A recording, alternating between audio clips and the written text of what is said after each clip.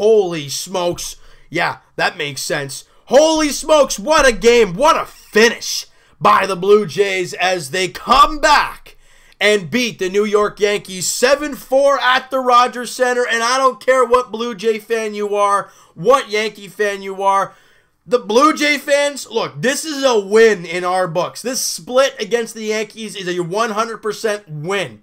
And for Yankee fans, I think I can say it for you, this is a loss in your books. You win the first 2 games of the series pretty single-handedly. And I understand, you know, Sonny, you didn't touch Sonny Gray, or you didn't touch Tanaka, or you didn't touch Severino. That's why this is a team game. Right? This is why it's a team game. And the Yankees bullpen imploded in this one. We'll get to that in a little bit. I am so proud of these Jays. The Yankees are a very, very good team. They're a hard-hitting team. They have depth all the way up and down the lineup. No matter if you're facing Drury, Tyler Wade, whatever, they can come up clutch at any moment. But the Blue Jays weather the storm, and they find a way to come back. And you know, it started out pretty good. It started out very good. In the second inning, Gift Ngope hits a ball through the right side with runners at first and second. Russell Martin trying to boogie home, but Aaron Judge comes out gunning. I mean, he's huge. He's got a great arm, and you saw it there as he hoses Russell Martin at the plate. A little tiny short hop for Austin Romine. Beautiful pick there. Tag Martin's out, you know, and that's that. And we're like, oh, now there's 2 out. Oh, jeez.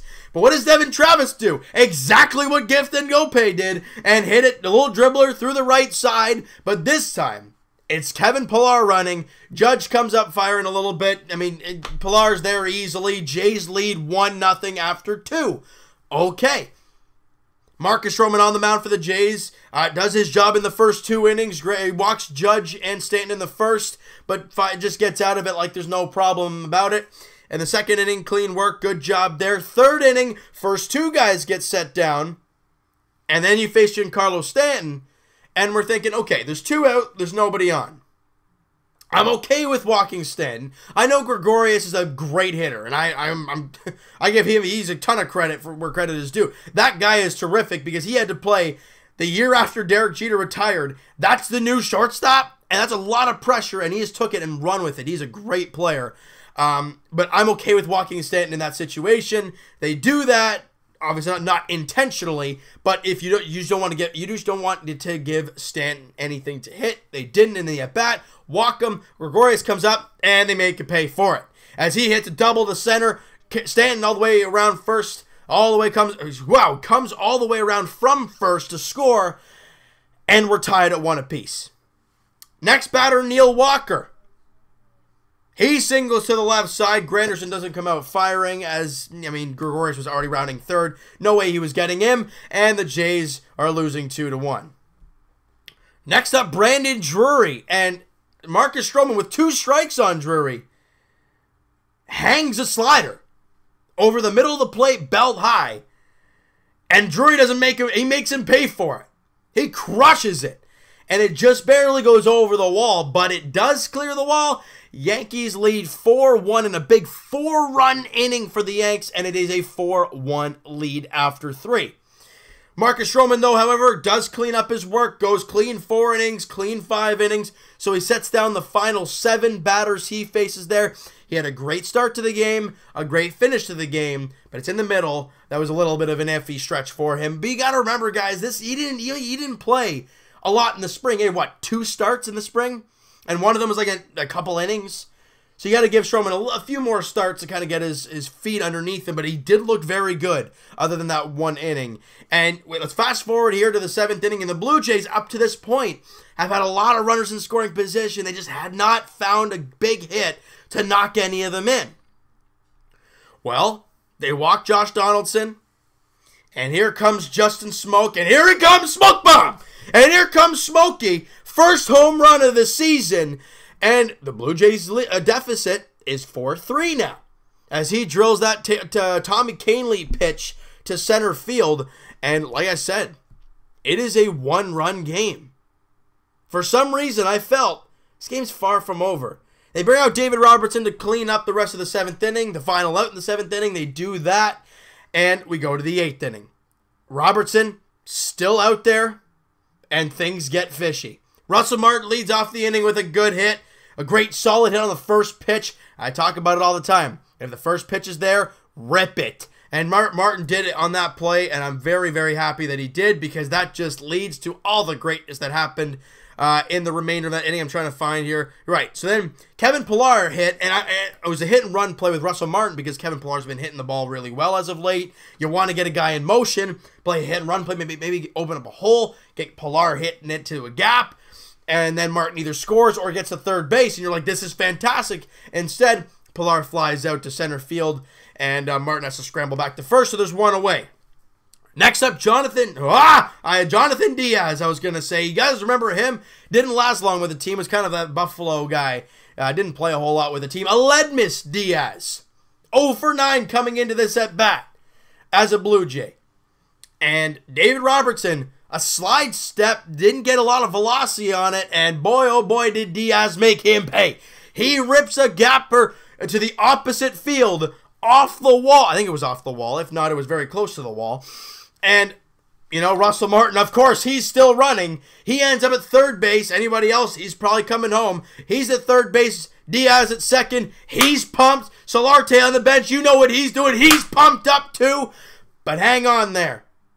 The game's still not tied. Devin Travis at the plate. He was so clutch last year for the team. He got his first hit of the year earlier in the game. Obviously, the RBI just to give the Jays the 1-0 lead early. And Devin Travis on the first pitch with the infield and bounces to the pitcher. And that, oh, you've got to be kidding me. Now there's 2 out. And Aaron Boone after that, I don't know why he walked Josh Donaldson. Maybe career stats against certain pitchers was the only thing he looked at. Because we know, you guys remember a couple of years ago when Donaldson hit the 3-run shot against the White Sox to walk it off. That's when Jose Reyes was on the team. That was against Robertson. Now, I don't know what his career numbers are against Robertson, but what I do know is Justin Smoaks was 0 for 5 coming into the game.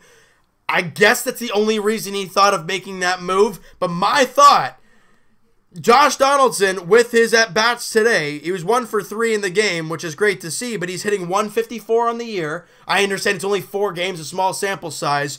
But Justin Smoak, before the at-bat, was hitting 420-something. He's already hit a home run in the year. Why are you putting the bat in his hand?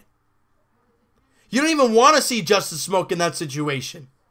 Now, arguably, his Grand Slam numbers aren't the greatest. 1 Grand Slam, under 200 batting average. But this is a totally different Justin Smoak than what we're used to seeing. Obviously, last year, it's the same as last year's Justin Smoak.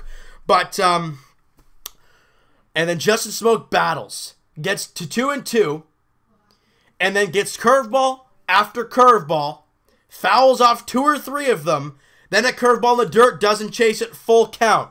And then he gets a fastball. And he does not miss it. A high drive deep. I initially thought, oh, that's just probably going to get to the warning track and he's going to catch it. But it kept going and going and going. And it's a smoke slam. Justin Smoak with a grand slam. Jays lead 7-4. Holy smokes. Smoak with his second home run of the night. 6 RBIs. 3 for 4 on the night.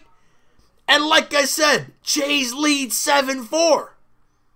But you still got to close the game out in the ninth. No Roberto Osuna. He's pitching the last couple games, so they want to give him a day off. Obviously, since it's very early in the year, you don't want to throw a guy out there 3 days in a row. Because you think about it, if they didn't throw out Chapman a few times, you think with Justin Smoak up, you think they would have, with 2 out in the bottom of the 8th, you think they would have fired Chapman out there to go for a 4-out save?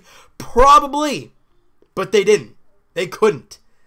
So there's the tough situation there. You throw guys out in non-save situations just to get them work. Now you can't have them in possible save situations. That's the iffy part about all that stuff. But Justin Smoak does that. And here comes Seung-Hwan Oh.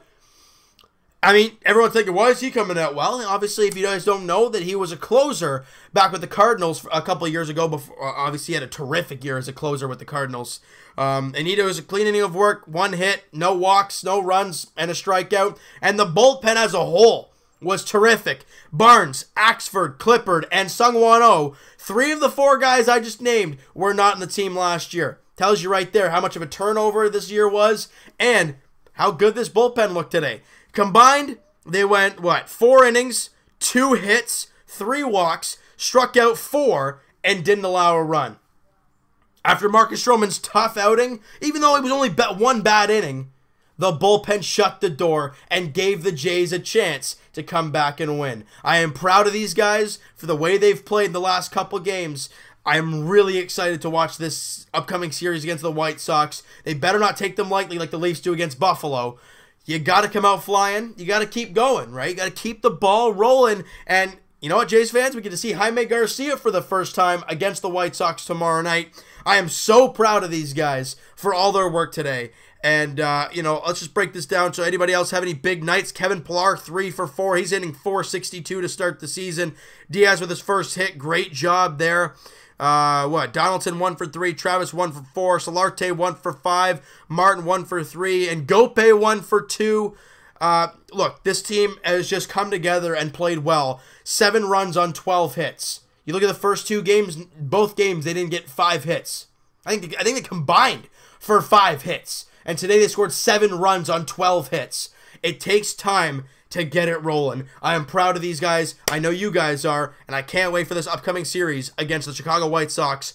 Jaime Garcia versus Reynaldo Lopez of the Chicago White Sox. 7:07 first pitch tomorrow night. All right, so you know what, guys? That is going to do it for this one. You guys enjoyed this video. You guys enjoyed this game. Smack that like button. I do appreciate that. Hit the subscribe button if you guys have not already. Comment down below what you guys think of this game. Who's your MVP? Even though I think I know who it is anyways. Fire it in there. And we'll talk to you guys Tuesday podcast edition as me and Evan will break down Leafs, Raptors, Jays, around the leagues, all that stuff. Link is in the description for the podcast channel. Link is also in the description for the podcast itself on iTunes. Also in the description, guys. Yeah, tons of stuff in the description for you guys. Twitter is down there in the description. Go fire me a direct message if you guys are interested in going to the Maple Leaf Square or Jurassic Park, whatever you want to call it, for the Leafs and Raptors playoffs. I want to hear what you guys have to say, and I'm pumped for that kind of stuff. We'll talk to you guys Raptors edition Tuesday as they go to Cleveland to take on the Cavaliers, looking for a much better performance than we saw last night in the 4th quarter. And as for the Leafs, we'll take on the Buffalo Sabres tomorrow night. The Buffalo Sabres, we really need them to beat Buffalo at home. Not that it means anything standings-wise, but morale-wise and sanity-wise, we need it. All right, so talk to you guys then, and we'll talk to you guys Blue Jays edition, like we said, tomorrow night as the Jays take on the Chicago White Sox at the Rogers Center, 7:07 first pitch. Reynaldo Lopez, Jaime Garcia, first start of the season for Jaime, and we'll see you guys tomorrow night.